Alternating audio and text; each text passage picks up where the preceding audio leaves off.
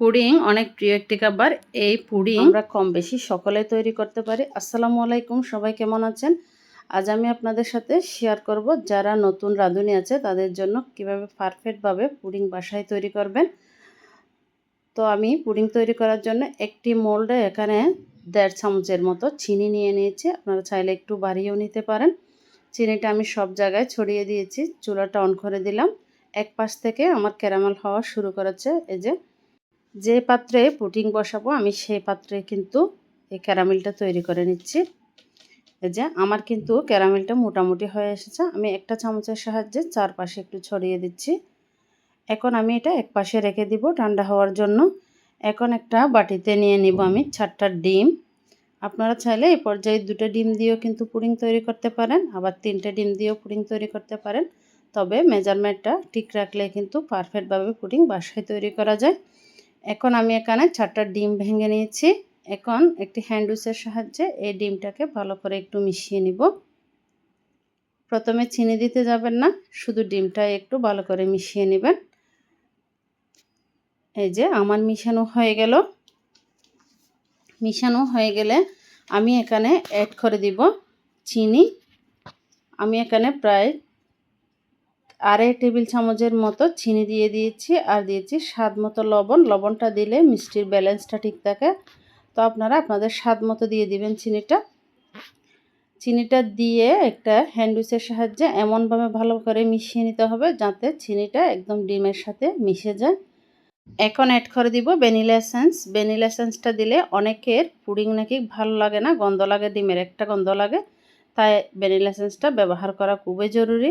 এখানে আমি 4টা ডিমের জন্য 2 কাপ পরিমাণ ভালো করে সিদ্ধ করে ঘন করে নেওয়া তরল দুধ দিয়ে দিলাম। দুধটা দিয়ে ভালো করে একটু মিশিয়ে নিব। 2টা ডিমের জন্য 1 কাপ দুধ দিতে হবে। এর চেয়ে বেশি দিলে পুডিংটা ভালোভাবে জমবে না।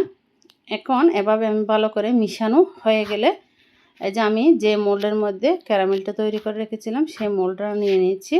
এখন একটি ছাঁকনি দিয়ে এই ডিমের মিশ্রণটাকে একটু ছেঁকে নেব। এই কাজটা অবশ্যই করার চেষ্টা করবেন। এই যে আমার ছেঁকে নেওয়া হয়ে গেছে। হয়ে গেলে একটু হালকা একটু ট্যাপ করে দিবেন। ট্যাপ করে দিয়ে আমি এখন একটা পাত্রের মধ্যে একটা টিস্যু দিয়ে দিলাম। টিস্যু দিয়ে এই পুডিংয়ের মোল্ডটা বসিয়ে দিব।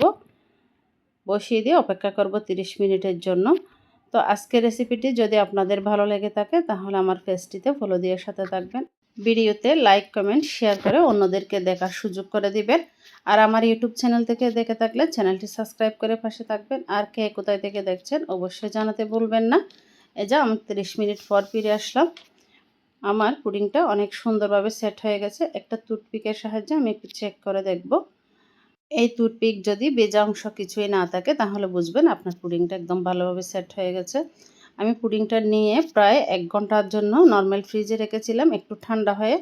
পুডিং অবশ্যই আপনারা মোল্ড ডাউন করার সময় গরম অবস্থায় কিন্তু পুডিংটা ভেঙে যাওয়ার সম্ভাবনা থাকে, তাই গরম অবস্থায় কোনোভাবে পুডিং মোল্ড ডাউন করবেন না।